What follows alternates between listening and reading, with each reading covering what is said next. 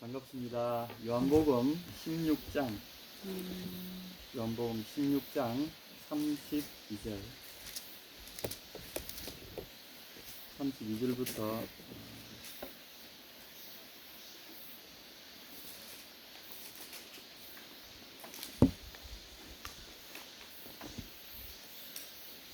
32절부터 33절 읽겠습니다.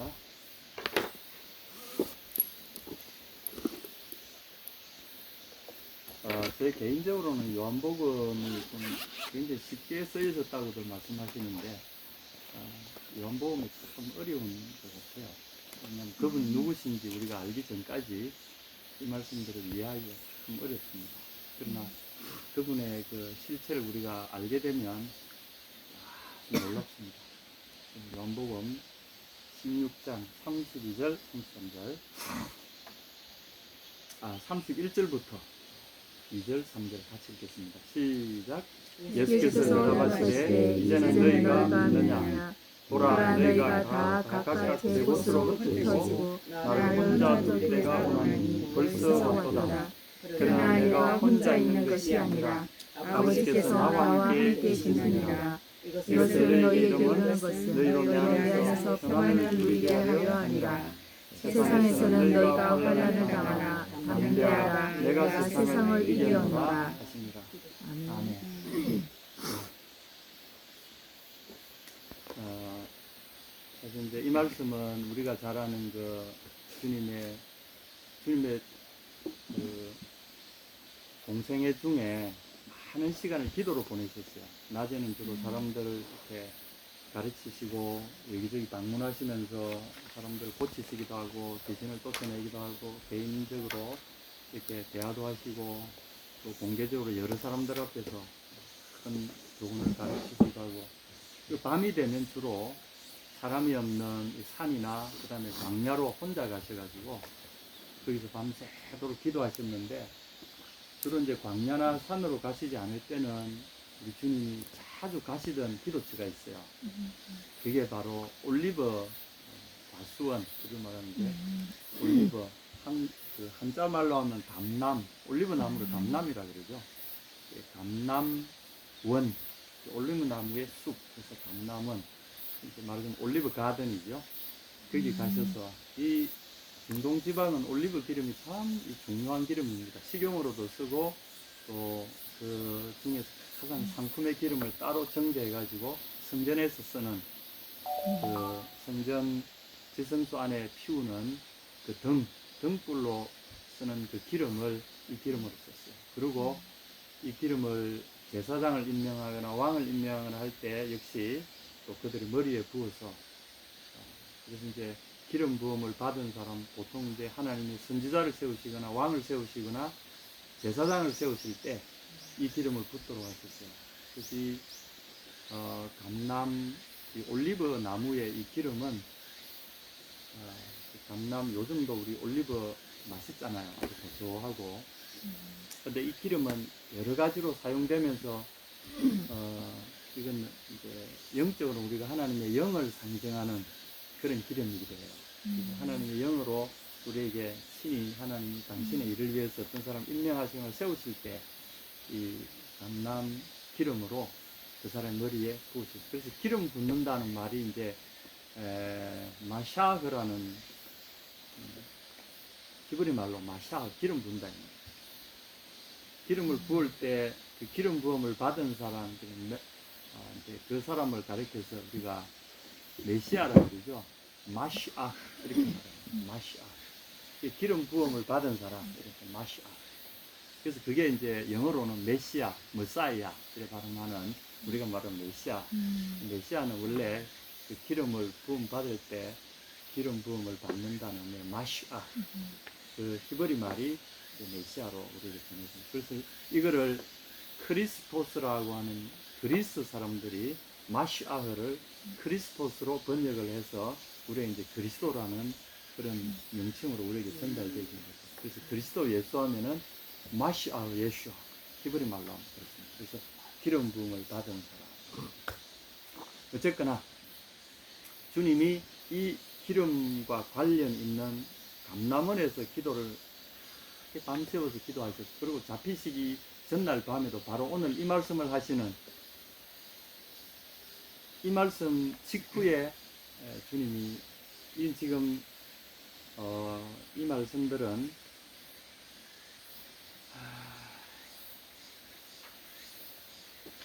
사실은 감람원에 들어가셔서 하신 말씀 같아요.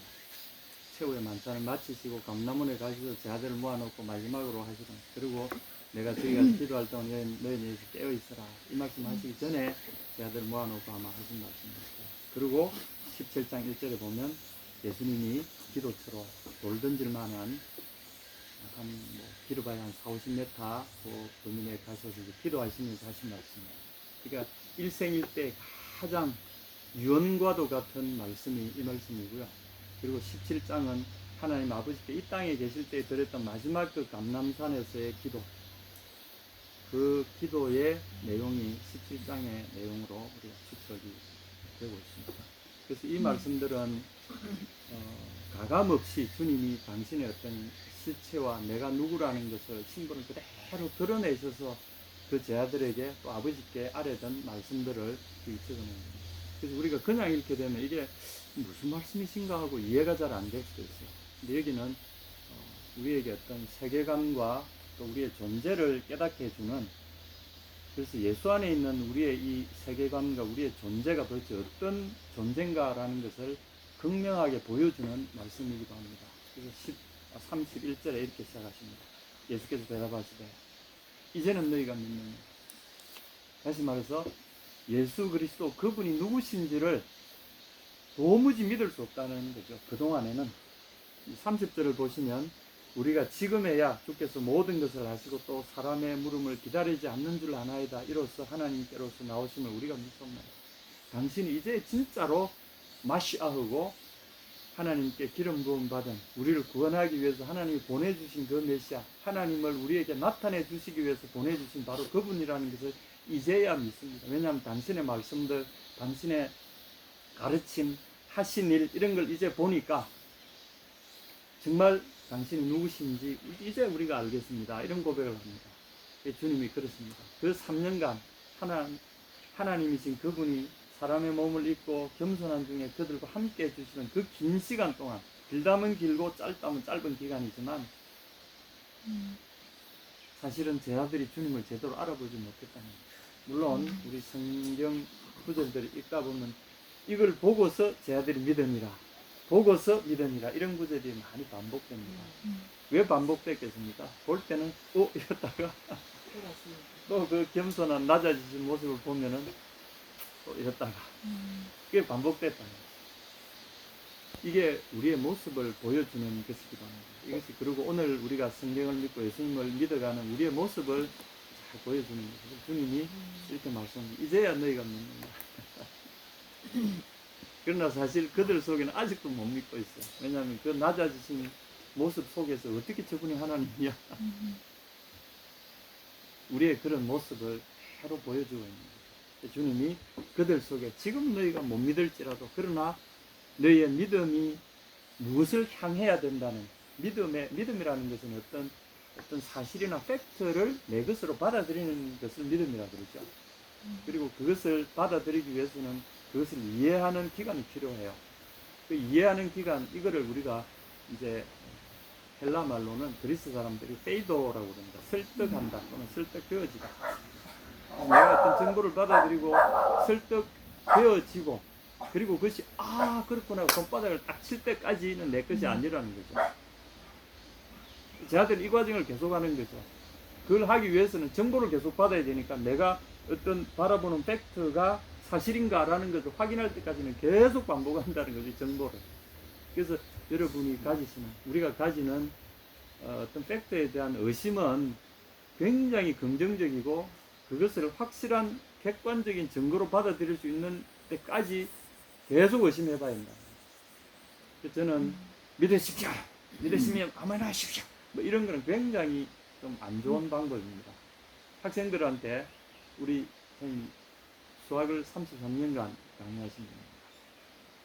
애들한테 공식을 쫙, 주로 이제 우리도 수학 선생님이 그러셨는데, 들어오시면 칠판 이쪽에서 시작해서 여기까지 공식을 쫙 하나 딱 해가지고 해를 쫙 풀어 나갑니다. 뭐 이꼴 뭐 이꼴 짝짝짝짝 해가지고 저 끝에 가서 이꼴은 1 하고 답을 딱 내시는 물리 선생님이 또 그런 분이셨어요. 들어오자마자 쫙 물리 공책을 하나 쓰셔가지고 쫙 알겠어? 이러면 우리가 어떻게 알아요? 똑같습니다. 그 선생님이 쫙 풀으신 다음에 믿어 못 믿어? 그런데 우리한테 한번 설명 쫙 해주시고 알겠지? 이렇게 하시는 거나 이제 믿겠지요? 이런 거나 똑같다는 거죠. 근데 모르는데 그게 믿음이 옵니까? 우리 멍청하게 이렇게 가만히 있으면 똥덩어리 같은 놈들. 그 선생님이 늘 그러셨어요. 그래서 물리 시간만 되면 우리가 똥덩어리가 되는 거야. 모르니까. 근데 의심을 한다는 거는 굉장히 긍정적인 겁니다. 알려고 한 노력이 좌절됐다는 표시가 의심이에요. 알려고 한다는 게 굉장히 중요합니다. 그리고 내가 받아들이기에는 내가 준비가 덜 돼가지고 그걸 받아들일 만한 여력이 내게 안 되기 때문에 의심이라는 것이 딱 가려져서 나를 일단은 막아놓거든요. 근데 그 장벽을 넘어가면 놀라운 것이 기다리고 있다는 거예요. 지금 우리에게 그 제 아들에게 이렇게 말했어요. 이제는 너희가 믿느냐? 이제는 믿느냐? 이런 노력을 통해서 이제는 너희가 믿느냐? 사실은 주님이 이 땅에 오셔서 3년간 제 아들을 통해서 그들을 세우고자 하신 가장 큰 핵심이 뭔고 하면 이게 이제 소위 말 우리가 요즘 교회에서 흔히 말하는 제자훈련 이런 거 하잖아요. 뭐 매주 코스 이런 거 많이 하지 않습니까? 제자훈련. 사실은 그 예수님이 그 제 아들을 세우시던 그것을 우리는 이제 제자훈련을 해서 막 하는데 어쨌거나 이 제자를 길러내는 주님의 가장 핵심 목표가 뭐겠습니까? 학습 목표. 예. 믿음. 믿음. 무슨 믿음을 말하는 걸까요? 하나님이 주신 믿음. 아니 자기가 하는. 예. 너 안에 너와 함께 한다는 거죠. 예수 그분이 누구신지를 그들에게 보여주시고 그들이 자기들의 스승 그분이 누구신지를 알게 하는 것, 이게 유일합니다. 예수라는 분, 이분이 누구시라는 것을 그 제 아들이 알도록 가르쳐 주시고 보여주시는 것, 이게 그분의 미션입니다. 제자훈련 가서, 그래서 우리가 교회에서 기본적으로 하는 일은 예수님이 제 아들에게 하셨던 그 일을 우리는 반복합니다. 그래서 또 다른 사람들이 예수님이 누구시라는 것을 알고 그에게 삶을 드릴 수 있도록 그 안에 있는 그 풍성하고 놀라운 그 삶을 발견할 수 있도록 그들 도와주는 일을 우리는 제자훈련이라고 합니다. 교회 하는 일은 바로 이거예요. 예수님이 그토록 기도하시고 핵심적으로 이걸 위해서 노력하셨다면 그분이 누구신가를 사람들에게 알리고자 하셨다는 거죠. 무슨 도덕적인 뭐나 또는 뭐 어떤 세상에서 복 받는 거나 뭐 잘 먹고 잘 사면 그거하고는 아무 관계가 없어요. 사실은 예수님 그분이 누구신지를 사람들에게 알리고자 하십니다. 그러기 위해서는 함께 먹고 마시고, 예수님의 제자훈련은 독특했어요. 함께 생활했어요. 예수님 가시는데 제 아들도 따라가고, 묵으시는데 같이 묵으시고, 먹는 것도 같이 먹으시고, 밤에 기도하실 때도 그 산에서 예수님 기도하시면 제 아들도 옆에서 기도하고, 그런 모습을 숱하게 보면서 3년을 완전히 같이 봅니다. 그렇게 함으로써 예수님이 왜 그렇게 하셨겠어요? 당신을 보여주시는 거죠. 그리고 그 결과로, 그래서 최고의 가르침은 뭐냐면, 우리 교육자로서 우리 선생님이 계시지만 집사람도 옛날에 이 교육자들이 제일 그 가르침의 핵심적으로 하는 가르침이 뭔가 하면 말로 가르치는 것보다 보여주는 것이 최고라는 거죠. 이건 고래를 아주 그 예전에부터 내려오는 교육의 가장 핵심은 보여주는 것이다. 내 삶을 보여주는 것이 100마디 말보다 낫다. 그래서 백문이 불여일견이라 그러잖아요. 예수님이 하신 교육 방법의 가장 주된 방법은 자신을 계속 제 아들이 보여주시는 거예요. 그러니까 당신이 하시는 사역 하시는 곳에 제 아들 항상 데리고 가셨어요. 보라. 그럼으로써 이분이 누구신가 하는 것을 이들이 보고 나중에 기록해낸 것이 이 책들이죠. 그들이 보고 내가 누구라는 것을 자세히 알고 그 다음에 기록해서 후대에 전달하라고 그 제자들을 세우신 거죠. 오늘 저희들은 그 기록을 따라서 이분이 누구신가, 그리고 당신이 선포하신 내가 누구다라는 그 사실을 우리가 배우도록 이렇게 부르심을 받은 거죠. 이전까지 여러분들은 이런 어떤 심각한 부르심을 직면한 적이 없으시다면 오늘 아마 좋은 기회가 될 것 같습니다. 앞으로도 여러 기회들이 있겠지만, 그러나 그분이 누구신가 좀 더, 그리고 나와 무슨 관계가 있으며 그분과 함께하는 삶이 무엇일까 한번 생각해 보도록 하겠습니다. 예수님이 그들에게 말씀하십니다. 이제는 너희가 믿느냐? 이 말씀이 긍정적인 걸까요? 부정적인 걸까요?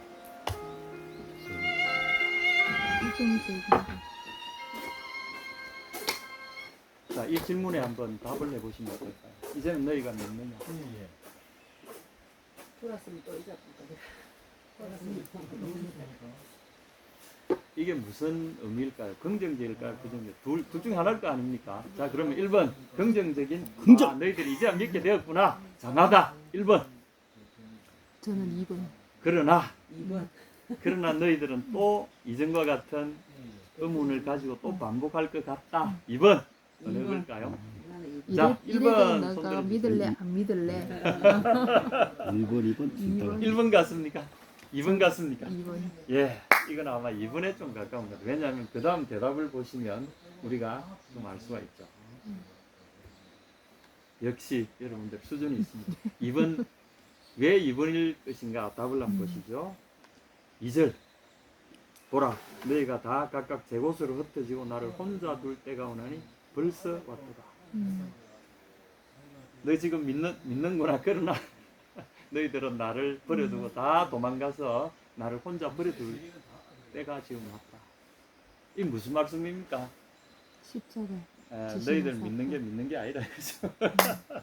앞에 그 대답과 1절과 31절과 대비해서 보면 이 주님의 대답은 너희 믿음이 그래 너희 믿는단 말이지. 그리고 32절의 말씀은 그러나 너희 믿음은 믿음이 아니다 이 말씀 아니겠어요? 믿는다면 내가 메시아라는 것을 믿는다면 내가 하나님이 보내신 그 바로 그 메시아라고 믿는다면 왜 나를 버려도 도망가냐 그죠? 여러분 어떻습니까? 우리도 똑같은 걸 반복하실 그런 때가 참 많죠. 때로는 주님이 내 삶에 개입하시는 게 불편할 때가 있어요. 내가 꼭 이거 하고 싶은데 주님 좀 가만 계셔 주십시오. 내가 좀 이거 하고 싶은 거 눈 좀 감아 주십시오. 이럴 때가 얼마나 많아요. 그러니까 주님이 내 삶에 개입하시는 게 불편하게 느껴지는 단계, 우리가 아직 어린다는 거죠. 그럴 때가 참 많습니다. 그러나 기억하십시오. 주님은 그걸 내치시지 않습니다. 그 믿음을 주님이 멸시하시거나 또는 그것을 판단하시거나 그것도 믿음이라고 집쳐 이렇게 안 하신다는 거죠. 그것도 그 싹을 주님이 안 자르십니다. 절대 안 자르십니다. 그걸 귀히 보신다는 걸 우리 아셔야 됩니다. 왜냐하면 내 성장 단계가 아직 요거밖에 안 됐기 때문에 그 성장 단계를 주님은 절대 무시하지 않았습니다. 그러나 그 마음에 있는 그 작은 의심과 함께 자라고 있는 그 갸냘픈 이분이 메시아였으면 좋겠다. 그 갸냘픈 믿음 있잖아요. 주님이 여기 보시면은 보라, 그러나 보라, 다 각각 제 곳으로 흩어지고 나를 혼자 둘 때가 온다. 벌써 왔다. 너희가 직접 나를 믿는다고 고백하는 이 순간에 바로 너희들의 그 어떠함이 드러나는 그 순간이 오고야 말았다. 이것도 제 아들을 격려하시는 말씀입니다. 너희가 그럴지라도 내가 너희를 버리지 않는다 그 말씀입니다. 그래서 자 여기서부터 오늘 우리가 좀 배워야 될 말씀들입니다. 그러나 내가 혼자 있는 것이 아니라 아버지께서 나와 함께 계십니다. 오늘 말씀의 핵심은 나와 함께입니다. 나와 함께. 아버지께서 나와 함께. 오늘 우리가 좀 기억하셔야 될 것은 예수님이 우리에게 가르쳐 주시고자 했던 가장 중요한 이 핵심 키가 하나 있다면 나와 함께입니다. 그리고 그분이 이 하나님과 동행하신 아버지와 동행하시던 그 모습대로 우리도 그분처럼 똑같이 하면 됩니다. 그것이 그분이 몸을 입고 오신 핵심 이유기도 합니다. 세상의 어떤 피난처나 세상의 위로를 기대하고 그리로 하시는 게 아니라 주님의 세상의 위로를 다 내려놓으셨어요. 그리고 눈에 보이지 않는 그 하나님, 그분이 나와 함께 하신다. 그것에 기대셨어요. 우리도 그렇게 해야 됩니다. 여러분, 이게 매력적으로 들립니까? 예. 아멘. 이 말씀이 매력적입니까? 음. 그럼 여러분의 믿음은 상당한 수준입니다. 뭔가 아시는 분들, 음. 보이지 않는 어떤 존재에 대해서 우리가 인식하고 의식하고 볼 수 있게 됩니다. 시야가 넓어진 분들이 있습니다. 아버지께서 나와 함께 하십니다. 호 파테르 메트 에무 에스틴, 호 파테르 메트 에무 에스틴, 호 파테르 the father 메트 에무 에이신. 에스틴, 에스틴은 이제 영어로 말하면 is입니다. 3인칭 단수 현재. 내 아버지께서 나와 함께 계신다. 어서 오세요. 예, 사모님 오세요. 환영합니다. 예. 메트 에무 에스틴.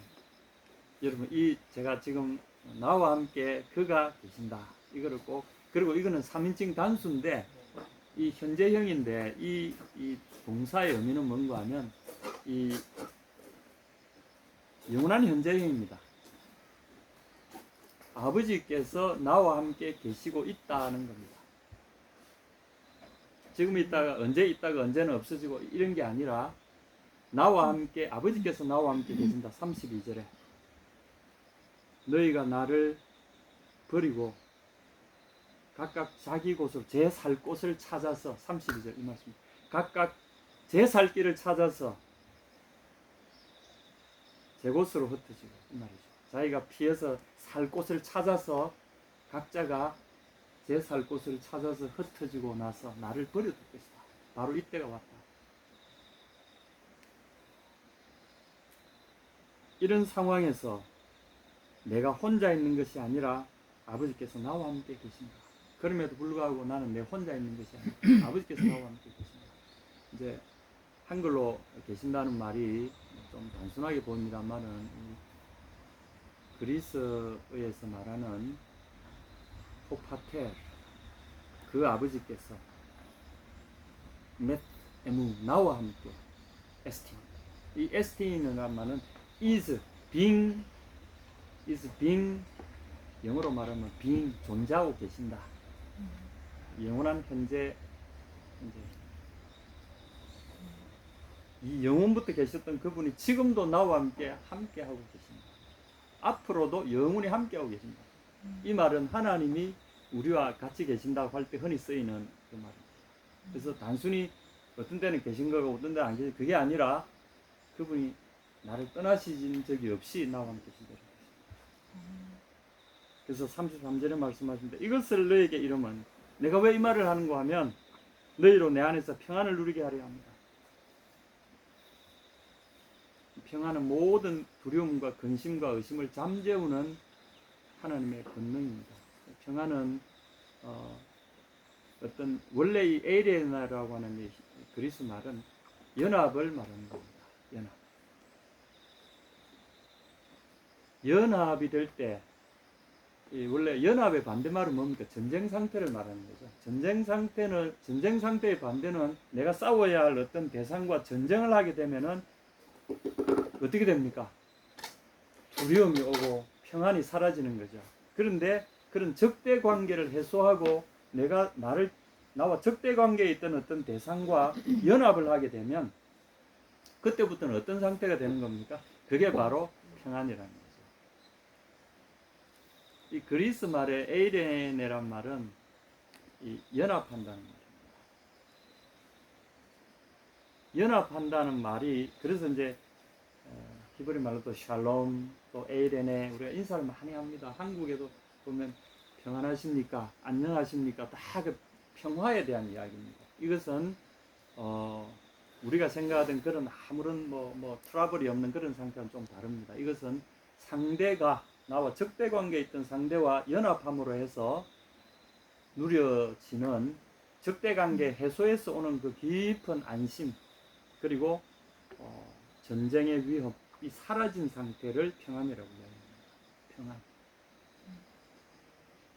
내 안에서 평안을 누린다. 이 말은 예수님과 연합을 말하는 거죠. 너희가 나를 딱 붙들고 있으면 너희가 자기 평안을 찾아서 자기 살 곳을 찾아서 나를 버리도 다른 곳에 막 평안을 찾아서 도망가는 거죠. 평안을 찾아서 가지만 거기 평안이 없다는 거죠. 그러나 너희 가는 곳에 나도 있을 것이다. 나와의 평안을 연합을 유지하고 있다면 너희가 반드시 내가 주는 나와의 관계에서는 그 깊은 평안을 누리게 될 것이다. 세상에서 너희가 환난을 당하나 담대하라. 내가 세상을 이겼다. 이 세상을 이겼다 이 말은 니케라고 하는 그리스 말이에요. 니케는 이제 그 승리의 여신을 말하는 거죠. 근데 이 니케라는 말은 원래가 정복하라는 뜻입니다. 니케는 단순히 이겼다 이게 아니라 어떤 정복 전쟁에서 이기고 상대를 이기고 쳐부수어서 그것을 정복함으로써 얻는 영광, 그것을 이제 니케라고 부르는 거죠. 이미 내가 세상의 이 권력자와 싸워서 이겼다. 세상을 지배하는 영과 싸워서 이겼다는 거죠. 이미 내가 세상을 정복했다. 그리고 너희가 싸우는 그 싸움은 별거 아닌 싸움들이에요. 왜냐하면 나와 연합해 있으면 내가 정복하는 이 세상에서 나를 더 이상 대적해서 싸울 존재가 없기 때문에 그렇습니다. 그래서 우리가 사탄의 뭐 이런 걸 두려워하기도 합니다. 지금도 귀신들이 막 그 평안을 깨뜨리는 짓을 많이 합니다만은 영이 존재해요. 아직도 사탄은 예수님의 십자가 아래에서 결정적인 패배를 했지만 그 잔장들은 여전히 하나님에 의해서 무저갱에 들어갈 때까지 이 땅 위에서 자기의 때를 아직도 누리고 있죠. 그래서 주님 말씀하십니다. 세상에서 너희가 환난을 당하게 된다. 그러나 담대하라. 겁내지 마라. 담대하단 말은 이 다르세이라고 말은 이 말은 뭐라고 표현할까요? 이 여러 가지로 해석되는 말이다. 깊은 평안, 안심, 승리, 위로, 용기, 그리고 말할 수 없는 환희, 말할 수 없는 기쁨, 승리의 어떤 짜릿함, 뭐 이런 것들이 다 포함된 말입니다. 그래서 이 다르세이 담대하라 이 말은 승리를 누려라 이런 것과 똑같습니다. 승리의 그 환희를 누리는 상태, 이것이 담대하라는 것입니다. 내가 이미 정복했기 때문에 너희는 이 정복의 환희를 누리고 내 안에서 그 평안을 누려라 이런 것입니다. 그러니까 이 33절의 말씀은 승리한 전쟁의 정복 군주가 그 백성들, 그 군사들에게 하는 말이기도 합니다. 너희가 전쟁하느라고 힘들지. 그러나 이제 됐다. 나와 함께 정복의 승리를 누리라. 오늘 제가 우리에게 주님께 받은 말씀은 이 말씀을 통해서 이 8절 잠깐 또 보시겠습니다. 요한복음 8장 29절. 우리가 이 계속해서 이 정복자이신 주님이 우리에게 주신 이 정복의 기쁨, 승리의 기쁨을 우리 속에 계속 간직하면서 살아갈 수 있는 비결이 있어요. 이게 예수님처럼 하면은 우리가 그 속에서 발견하게 됩니다. 이게 이제 예수 믿는다는 것이 요즘은 너무 힘없어 보이고 수동적으로 보이고 하지 마라 뭐 이런 식으로 생각해서 젊은이들이 그거를 별로 좋아하지가 않아요. 근데 주님이 우리에게 진짜 주신 이 복음이 뭔가 하면 이 놀라운 승리를 우리가 날마다 순간마다 누리는 이 특별한 특권을 우리가 누려가는 것을 말합니다. 그래서 예수님을 믿는다 이 말 속에 숨어있는 엄청난 뭔가가 있어요. 그냥 예수 믿는 사람들이 수동적이 보이고 좀 이렇게 좀 샌님처럼 보이고 도덕분자처럼 보이고 그거 전혀 아닙니다. 그거하고 예수 믿는 거하고는 사실은 별 상관은 없는 말입니다. 8장 29절 제가 한번 읽어드리겠습니다. 나를 보내신 이가 나와 함께 하시도다. 내가 항상 그의 기뻐하신 일을 행함으로 나를 혼자 두지 아니하십니다. 나를 보내신 이가 나와 함께 하시도다. 이게 역시 맷 에무 에스틴, 똑같이 맷 에무 에스틴, 호파테르, 맷 에무 에스틴, 호파테르. 그 우리가 여기 보시면은 16장 32절에도 아버지가 나와 함께 계시느니라 이렇게 했잖아요. 8장 29절에는 나를 보내신 이가 주어가 바뀌었죠. 그래서 아버지나 나를 보내시는 똑같은 주어니까 맷 에무 에스틴, 똑같이 나와 함께 계시고 있다. 똑같이 66장 32절로 나와 함께 계시고 있다. 그래서 우리가 로마서 8장 요한복음 8장 29절에 나를 보내시니가 나와 함께 하신다. 그리고 나를 혼자 두지 아니하셨다. 나를 혼자 버려두지 아니하셨다. 그리고 주님의 위기 순간에, 최후의 위기 순간에 십자가를 이제 마주 대하셔야 제자에게 배신당하시고 또 그 제자들로부터 다 버림당하시는 그 최후의 순간에 주님이 그들에게 알려주신 당신이 가지신 그 평안의 비결을 이야기하십니다. 아버지께서 나와 함께 하신다. 그 아버지께서 나와 함께 계시고 있다. 이 주님의 이 평소 늘 걸어오신 삶의 가장 핵심 그게 뭔가 하면 아버지께서 나와 함께 하신다. 그러므로 그분은 땅에서 당하시는 그런 낮은 사람들에게 오해받으시고 짓밟히시고 말로 다 할 수 없는 비난과 얕잡아봄을 받으시고 고난을 받으시고 이 모든 환경 가운데서 더욱이 그 제자들이 그분을 못 알아봐. 기적을 행하시면 와 이랬다가 또 지나면 또 잊어버리고 아무리 가르쳐도 제자들이 또 잊어버리고 또 옛날로 돌아가고 좀 더 변화가 보이지 않아. 이제 잡히시는 이 마지막 순간까지 여전히 주님이 누구신지를 그들이 잘 몰라. 좀 특별한 분 같은데 때로는 막 고백도 하고 막 그러지만 그러나 또 보면 여전히 주님이 32절에 그래 지금 너희가 믿는다고 그러나 때가 되면 바로 지금 그때가 왔다. 나를 버려두고 각자 살려고 너가 살 길 찾아 나를 버려두고 다 나를 버려두고 흩어질 때가 지금 왔다. 이것이 너희 믿음이다. 그렇지만 기억해라. 내 아버지께서 나와 함께 계신다는 사실을 너희가 기억해라. 그러니까 주님이 여기서 자신이 의지하고 계신 그 평안의 비결을 우리에게 알려주시는 거죠. 사람이 죽기 전에 한 말들은 보통 진실입니다. 왜냐하면 숨길 이유가 전혀 없으니까. 주님은 모든 말씀이 이 최후의 순간과처럼 똑같은 말씀을 하십니다. 내 아버지께서 나와 함께 계시고 있다. 내 평안의 비결은 바로 이것이다. 내가 그분이 기뻐하시는 그 일을 내가 선택함으로 해서 그분이 나를 기뻐하시고 그분은 절대로 나를 버리지 않아요. 지금도 나와 함께 계십니다. 그리고 마지막 이 순간에 아버지께서 나와 함께 계십니다. 이게 우리 신앙의 핵심입니다. 우리가 붙들어야 될 것, 바라보아야 될 것, 매 순간순간 잃어버리지 않고 앞으로 우리가 이제 자라게 되면 어릴 때는 우리 부모님이 우리를 지켜주셨다가 나이 들고 하면 점점 독립돼가면 부모님 우리도 함께 못하시죠. 점점 우리는 홀로 돼가는 연습을 하게 됩니다. 그렇지 않습니까? 그리고 이제 어느 순간이 되면 자녀들도 결혼해가 완전히 떠나버리면 이제는 부부가 홀로 되고 부부가 그냥 발랑 남아있다가 그래서 그때쯤 되면 빈둥지 증후군을 우리가 앓잖아요.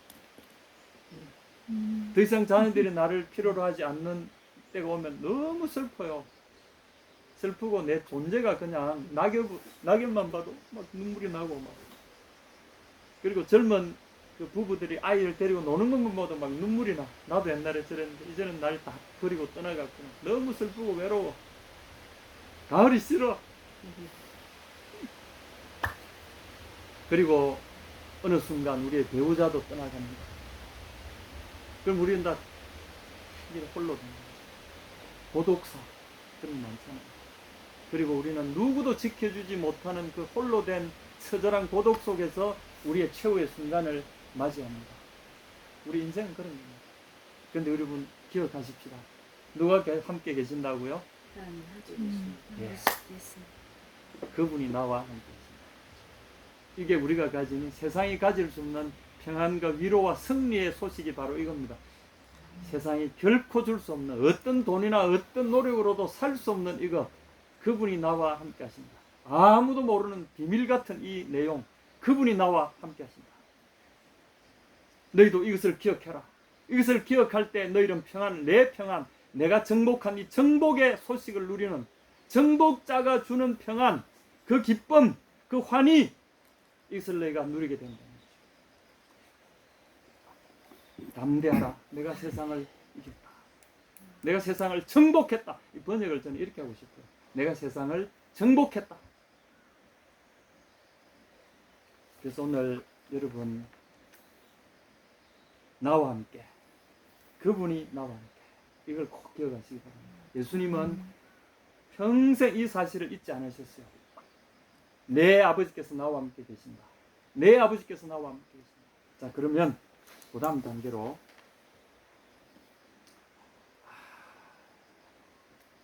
17장 6절을 잠깐 보겠습니다. 17장은 주님의 마지막 우리가 기도입니다. 게세마네 기도기 때문에 마태복음이나 우리가 소위 공간복음이라고 하는 마태복음, 누가복음, 마가복음 여기에 보면 이 게세마네 기도는 굉장히 짧게 소개되어 있습니다.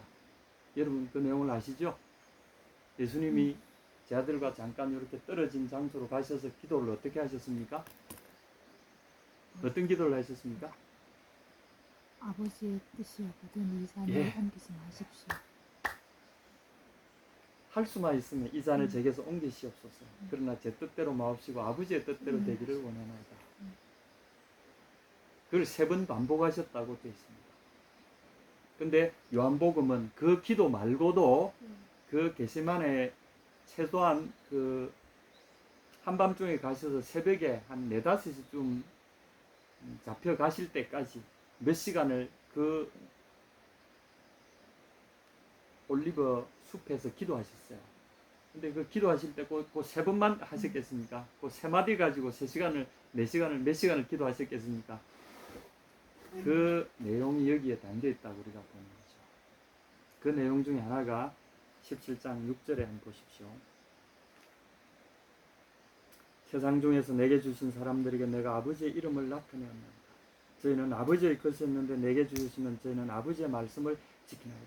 그분이 하셨던 평생토록 이 땅에 오셔서 그 제 아들에게 보여주고 가르치고 그들을 세우고자 하셨던 핵심이 뭐냐면 아버지의 이름을 그들에게 나타내는 겁니다. 이 나타낸다는 말은 이 파네로, 그래서 이 위에서부터 차원이 다른 세계의 어떤 놀라운 사실을 낮은 차원의 세계에 그것을 확 풀어서 보여주신다는 그런 의미를 갖고 있습니다. 현현하다. 신이 나타낸다 할 때 그걸 이제 에피파네스 그럽니다. 에피파네스. 위에서부터 밑으로 쫙 비춘다 이런 의미를 갖고 있습니다. 그래서 높은 차원의 어떤 내용을 낮은 차원의 세계로 확 펼쳐 보인다. 그걸 우리는 계시라고 하기도 하고 이 그리스 사람들이 이걸 에피파네스라고 합니다. 예수님이 말씀하신 것은 그겁니다. 아버지의 이름을 아무도 이 세상에서는 알 수 없는 고차원적인 이 아버지의 이름을 저들에게 내가 확 나타내서 그들에게 깨닫도록 보여주었다는 겁니다. 자, 이게 무슨 이야기일까? 예수님이 아버지의 이름을 제 아들에게 가르치신 적이 있습니까? 아버지의 이름은 이건데 아버지 언니는 이렇고 뭐 이렇게 가실 없죠? 근데 이게 무슨 뜻일까요? 아버지의 이름을 그들에게 나타내었다. 예수님이 나타내셨어요. 예? 예수님이 그대로 나타내셨어요. 그 제자가 이런 이야기를 했습니다.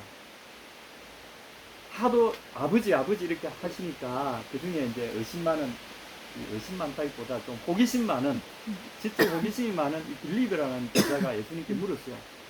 근데 그 아버지 어디 계십니까?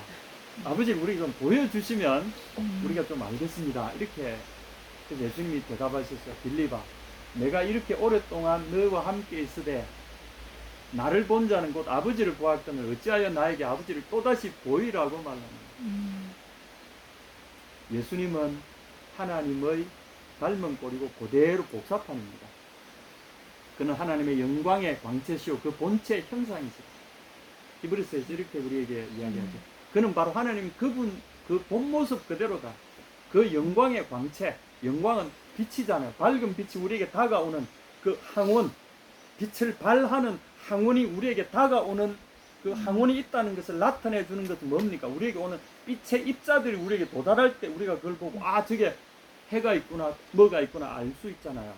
하나님이 그런, 아버지가 그런 항원이라면 예수님은 그 항원을 우리에게 전달해 주는 빛의 입자와 같다는 이 말이죠. 굳이 현대식으로 표현.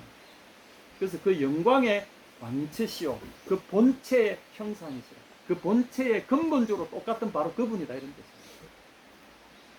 그래서 내가 너희에게 아버지의 어떠하심을 내가 너희에게 보여주지 않은, 다시 말해서 예수님 그분의 삶과 그분의 인격 속에 나타난 그 모든 것이 아버지의 것을 그대로 우리에게 보여주셨다는 거예요. 여러분 기억하시기 바랍니다.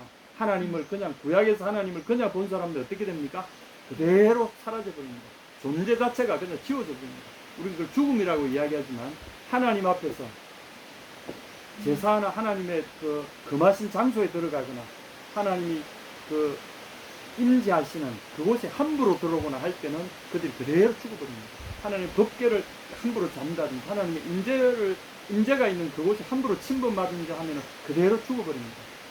우리는 하나님을 볼 수가 없어요. 그래서 하나님이 임하시는 지성소에 항상 베일로 딱 커튼으로 가려놓고 1년에 한 번씩 대제사장이 들어가려고 하면 희생의 피를 뿌리고 온갖 자기의 그 정결례를 다하고 그 다음에 1년에 한 번씩 들어가죠. 그리고 선택된 대제사장 아니면 당장 다 죽습니다. 아무도 못 들어갑니다. 그래서 그것은 하나님의 그 의미하신 모습, 두려운 거죠. 정말 두려우신 하나님이 우리 그 사랑하는 그 백성을 지키시려고 우리의 연약함을 아시기 때문에 일부러 베일을 그분이 딱 가리셔서 우리가 죽지 않도록 배려하신 거예요. 그런데 놀랍게도 육체라는 베일로 자신을 딱 감추시고 우리에게 오신 분이 예수님입니다. 그래서 우리는 인카네이션이라고 그러는데 라틴 말로 칸을 하는데 몸이잖아요. 몸 안으로 들어오셨다. 그 몸을 베일로 삼아서 우리 속에 그분이 오셨다. 우리가 그 영광을 보니 아버지의 독생자의 영광이요 은혜와 진리가 충만하더라. 제 아들이 보고 이분을 와 하나님 그분이 우리에게 오셨는데 그 영광을 이 몸이라는 커튼으로 가리우시고 우리에게 오셨던 분이구나. 그래서 삼위일체가 맞다는 거예요. 고백하는 게 그분이 하나님이셨구나.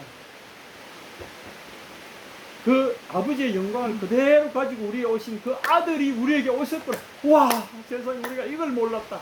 그 고백하는 것이 삼위일체. 근데 아버지 주님 말씀 15장 17장 5절에도 보면 아버지여 창세전에 내가 아버지와 함께 가졌던 영화로서 지금도 아버지와 함께 나를 영화롭게 하옵소서. 이 주님은 가감없이 당신이 누구시라는 것을 그대로 드러내고 계십니다. 그래서 그분이 하신 사역의 가장 핵심이 뭔가 하면 아버지의 이름을 그들에게 나타냅니다. 자, 여러분 이제 제가 말씀을 결론을 낼 때가 왔습니다. 그리고 우리도 하여금 이 24절에 기도가 마치는 그 시점에 주님이 이런 말씀하셨어요. 아버지여 내게 주신 자도 나 있는 곳에 나와 함께 있어. 나와 함께. 여러분 기억하십시오. 오늘 주제의 핵심은 제가 말씀드린 핵심은 함께입니다. 그런데 주님은 함께 할 때 항상 상대가 있잖아요. 함께는 혼자가 아니라는 거죠. 복수를 가리킵니다.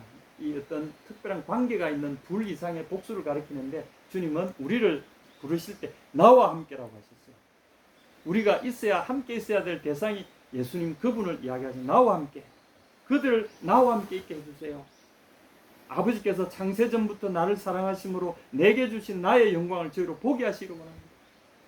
나 있는 곳에 이전에는 제가 그들의 낮은 곳에 제가 몸을 입고 내려갔고 그리고 제가 성천한 후에는 성령께서 예수 그리스도의 영, 하나님의 영, 성령의 모습으로 그들과 함께 있었지만 이제는 그들을 아예 옮기셔서 아버지와 제가 함께 거하는 이 영광의 처소에 그들도 함께 있도록 그들을 데려와 주십시오. 그리고 그들이 그 두 눈으로 우리를 똑똑히 보게 해주세요. 무슨 모습? 아버지께서 창세전에 내게 주셨던 그 영광의 모습을 함께 보게 해주세요. 주님입니다. 그래서 그 기도의 마지막에 이렇게 되어 있습니다. 내가 아버지의 이름을 저에게 알게 하고 또 알게 하리니 이는 나를 사랑하신 사랑이 저희 안에 있고 나도 저희 안에 있게 하려는 겁니다. 이 말씀 무슨 뜻일까요? 내가 아버지의 이름을 저에게 알게 하고 이름이라는 것을 기억하시기 바랍니다. 또 알게 하리니 이미 그들에게 아버지가 누구시라는 것을 이렇게 표현하면 될 텐데 이름이라고 표현했잖아요. 독특한 뭐가 있다는 거죠. 아버지의 이름을 그들에게 알게 하였고 또 알게 할 것이다. 그들이 완전히 이해할 때까지 내가 계속해서 그들에게 알릴 것이다. 이는 나를 사랑하신 사랑이 저희 안에 있고 나도 저희 안에 있게 하려 합니다. 사랑이 그 안에 있다 이 말은 무슨 뜻입니까? 아버지께서 그 안에 있다는 겁니다. 아버지께서 내가 아버지의 사랑 가운데 있으므로 아버지께서 나와 함께 하셨으므로 아버지께서 내 안에 계시고 그 주님은 뭐라고 그러셨습니까? 저희도 내 안에. 이게 삼위일체 신앙 안에 믿는 사람들이 누리는 영광입니다. 이분들의 일체 속에 우리도 함께 들어가서 일체가 된다는 겁니다. 이게 하나님의 자녀가 된다는 것이고 예수 믿는 사람이 된다는 겁니다. 엄청난 하나님이 우리에게 엄청난 것을 이야기하시는 거죠. 아버지께서 아들이 그 사랑하시는 아버지 안에, 아버지 품 안에, 그리고 우리가 그 아들이 사랑하시는 우리도 그 아들의 품 안에. 그럼 우리는 다 어디에 있는 겁니까? 아버지 안에. 그래서 만물이 하나가 된다는 의미가 그런 의미입니다. 이게 거대한 성령께서 거대한 역사를 우리 속에 일으키셔서 모든 하나님의 자녀들을 그리스도 예수 안에서 하나가 되게 하셔서 하나님 안에 하나가 되도록 엮어주시는 거죠. 이걸 가리켜서 우리는 교회라고 부릅니다. 그리스도의 것. 처치란 말은 휘리오포스라고 하는 그리스만에서 나온 그의 주의 것. 그렇게 해서 우리가 하나가 됩니다. 주님은 그걸 기대하셨습니다. 근데 주의 것, 우리가 오늘 하나 꼭 깨달으셔야 될 것은 이 주의 것이 되고 주님 안에 있다는 개념이 뭡니까? 그분이 나와 함께 하신다는 대전제 속에서 이 가능해지는 거죠. 여러분, 교회 일원입니까? 그러면 그냥 어떤 건물 속에서 또는 어떤 조직이나 단체 속에 등록해가지고 그게 아니라 영적으로 먼저 실제적으로 우리의 영이 그분의 영 속에 있느냐, 그 믿음으로 그분을 붙들 때 그분을 팍 안아주시고 절대 우리를 버리지 아니하세요. 그것을 이야기합니다. 그럴 때, 근데 여러분 이제 제가 말씀을 맺으려고 합니다만은 아버지의 이름에 대한 이야기를 잠깐 나누고 있겠습니다. 여러분 이미 자주 들으셨겠지만 아버지의 이름을 저희에게 알게 하고 또 알게 할 것이다. 이름 속에 아주 놀라운 게 있습니다. 우리 구약을 보면 하나님께서 당신의 이름을 어떻게 계시하셨습니까? 출애굽기 3장 12절 14절 누가 좀 읽어주시겠습니까? 오늘 여러분 꼭 좀 찾아주시기 바랍니다. 출애굽기 3장 12절 그리고 14절.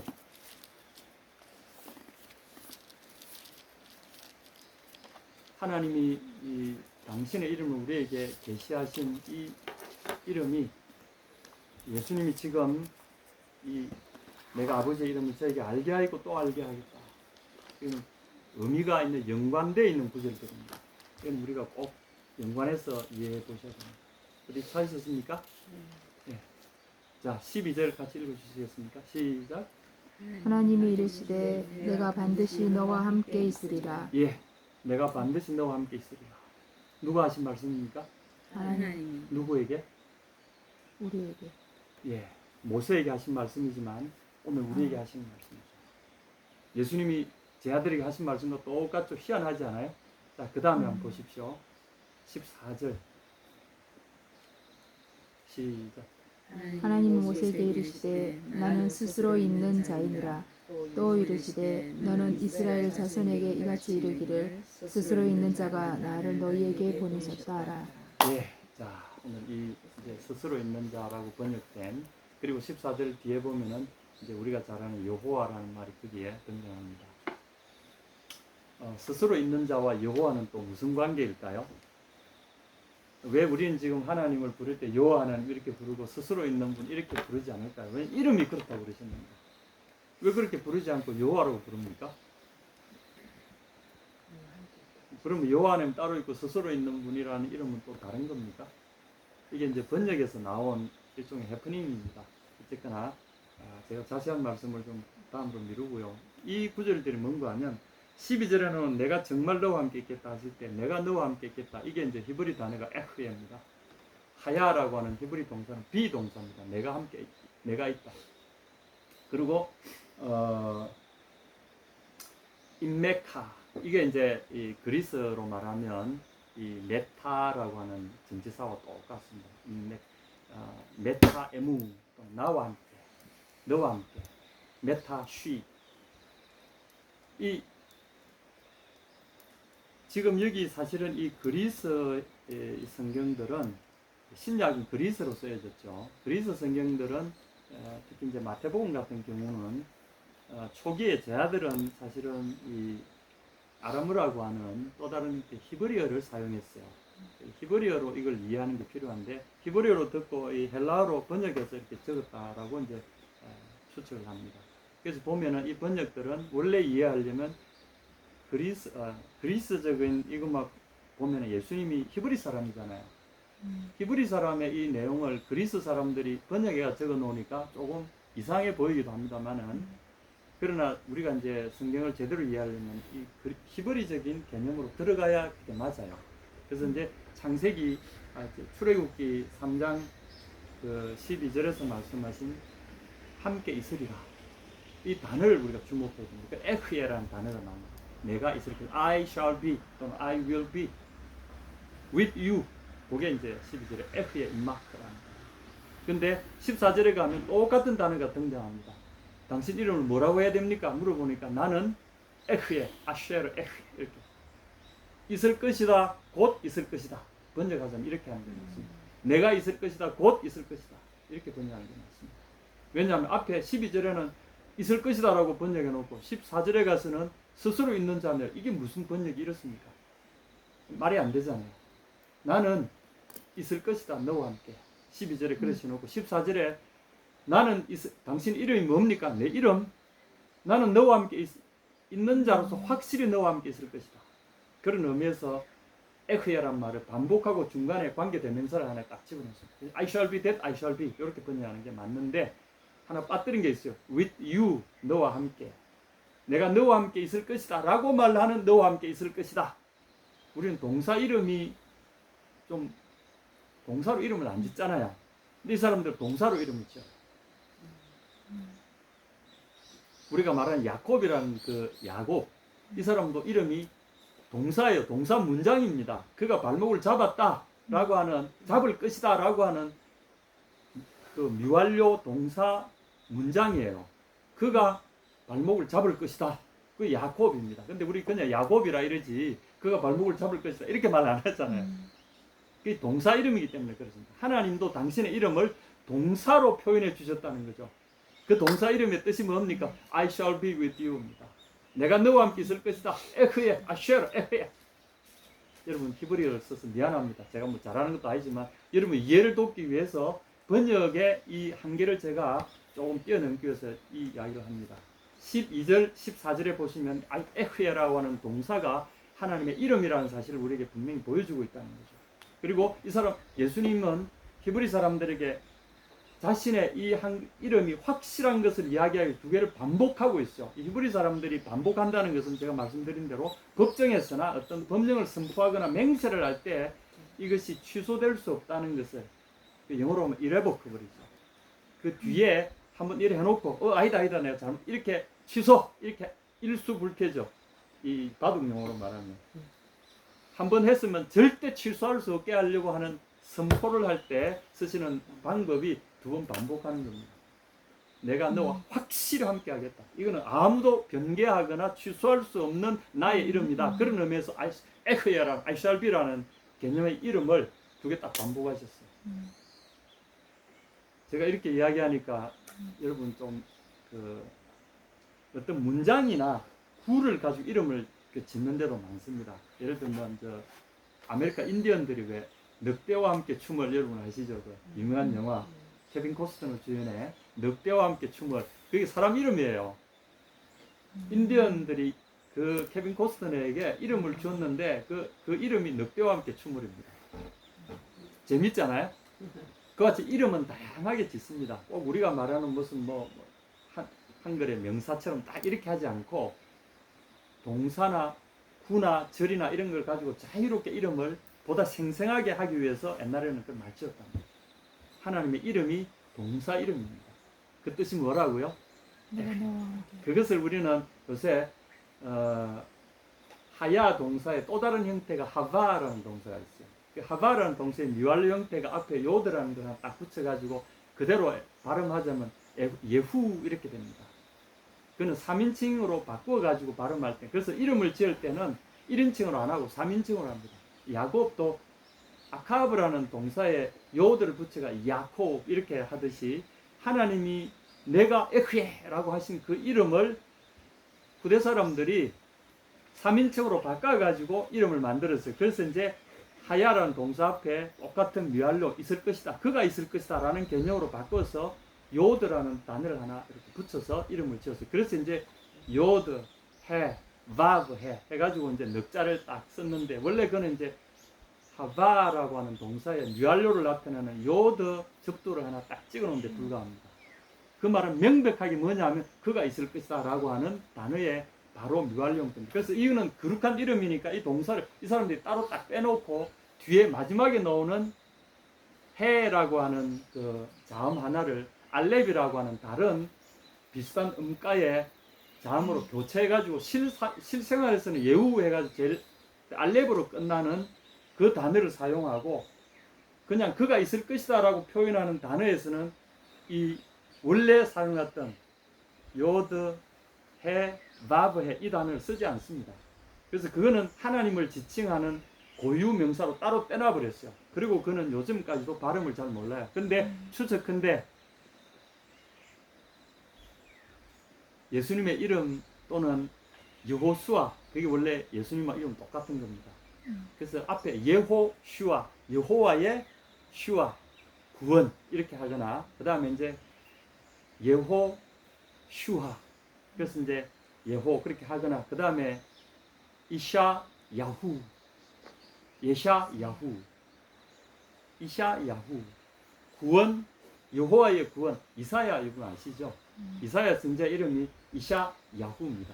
그래서 여호와라는 이 말을 뒤쪽에 붙일 때는 예후라고 발음하게 되고요. 앞에 놓을 때는 예호라고 발음하게 됩니다. 그런데 두 개를 합쳐 놓으면은 왜냐하면 중간에 그 다른 음과 붙을 때 접변하는 지역에서의 발음은 조금 바뀌지만 두 개가 원래 하나의 발음일 때는 원래 이 3인칭 동사 하바의 3인칭 미완료 동사인 예후라고 하는 말이 발음에 가장 가깝다는 거죠.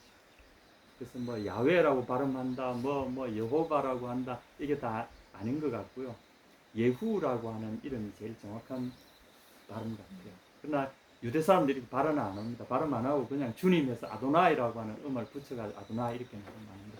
중요한 것은 그것을 이제 번역할 때 킹제임스 번역의 여본을 따라서 여호바 그걸 이제 한국어로 여호와 이렇게 우리 성경에 번역했기 때문에 지금까지 여호와 이렇게 알려졌습니다. 물론 그걸 우리가 존중할 필요가 있죠. 그것도 비슷한 발음이라고 봐요.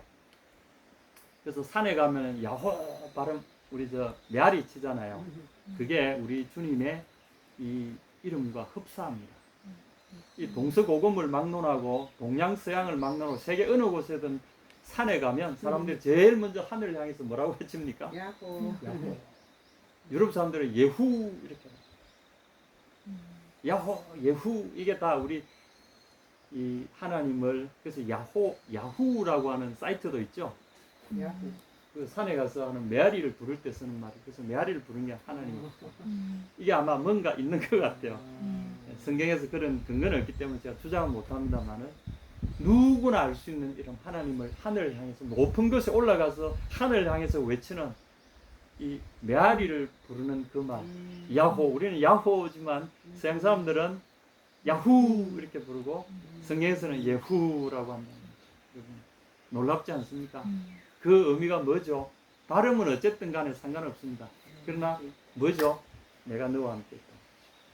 그리고 예수님이 마지막으로 제가 예수님이 승천하실 때 마태복음 20장, 28장, 20절에 보면 뭐라고 되어 있습니까? 한 번만 읽어주시겠습니까? 마태복음 제일 마지막 절 28장, 24절 오늘 제가 들려드렸던 말씀 다 잊어버리시더라도 여러분 예수님이 우리에게 알려주고자 하셨던 한 가지를 기억하십시오. 뭡니까? 아버지의 이름. 그렇죠. 아버지의 이름이 어떤 의미입니까? 너와 함께. 그렇죠. 내가 너와 함께 있을 것이다. 다시 말해서 이 있을 것이다라고 번역하는 것보다도 이게 미완료 형태라 그래서 완료되지 않고 계속되는 의미를 나타내는 영원한 현재형이라고 부를 수도 있습니다. 그래서 내가 너와 함께 있다. 내가 너희에게 분당. 예, 한번 20절 읽어주시겠습니까? 내가 너희에게 풍부한 모든 것을 가르쳐 지키게 지키게 하라. 볼지어다 내가 세상 끝날까지 너희와 항상 함께 있으리라 예. 하시니라. 여도 이상하지 않습니까? 어쩜 이렇게 똑같은 이야기를 하시죠? 함께 있을 것이다. 여기 보면은 에고 에이미 맷 휴먼 에고 맷 휴먼 I with you and 이런 뜻입니다. I with you and 내가 너희와 함께 있을 것이다. 여기는 현재형으로 적어놨어요. 내가 너와 함께 너희와 함께 있다. 이거 미래형이 아니고 이거 헬라어에서는 완벽하게 현재형으로 해놨어요. 내가 너희와 함께 세상 끝날까지 너희와 함께 이 영원한 현재형이죠. 이 시간이 흐르는 그 현재라고 하는 너희가 인식하는 그 모든 순간에 내가 함께 계속 있다는 거죠. 우리는 과거로 돌아갈 수 없지만 이 의식이나 이 시간은 계속 앞으로 흐르잖아요. 그러면 계속 존재해요. 하나님 거기 계신 거 여러분 기억하시기 바랍니다. 그래서 예수님이 아버지의 이름을 다시금 우리에게 성천하시면서 다시 알려주시는 거죠. 내가 너와 함께 있다. 이걸 기억해라. 이것이 내 아버지의 이름이고 내가 너에게 알려주고자 하는 최후의 결정타는 바로 이것이다. 이것이 내 안에서 평안과 승리를 누리는 핵심인 것을 너희가 알아라. 내가 너와 함께 있다. 여러분 오늘 이 시간 지나더라도 여러분 상태와 관계없이 그분이 우리와 함께 있다는 것을 기억하시기 바랍니다. 그리고 우리가 성장한다는 것은 이제 이것을 깨닫고 내가 그분과 함께 계시다는 이 사실에 입각해서 그분을 누리기 시작하는 것. 이것이 우리가 가진 크리스티애니티, 기독교 믿음의 핵심이라는 사실을 기억하시기 바랍니다. 무엇을 믿습니까? 그분이 나와 함께 계시다는 이 사실을. 그리고 최후의 그 순간까지 그분은 늘 나와 함께 계시다는 이 사실을 우리가 붙드는 이 사실입니다. 그럴 때 정복자의 그 정복의 권세를, 그 기쁨을, 용기를, 그 평안을 우리에게서 아무도 빼앗아갈 자가 없다는 거죠. 여러분 이 말씀을 기억하시기 바랍니다. 아멘. 아멘. 자 그러면 우리 찬송 하나